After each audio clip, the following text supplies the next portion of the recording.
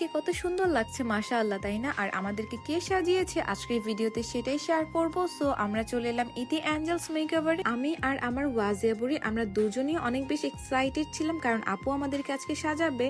So আমি ভাবছিলাম আপু আজকে আমাকে কিভাবে সাজাবে, কারণ আমাকে দেখতে কেমন লাগবে। আপু নর্মালি আজকে আমাকে বলেছিল পাকিস্তানি ব্রাইডাল সিগনেচার লুক দিবে। সো ওয়াজিয়াও যেহেতু সাজু করতে পছন্দ করে, ওয়াজিয়া তো আমার কোল থেকে নামছিলই না, ওয়াজিয়াও সাজু করবে আজকে আমার সাথে।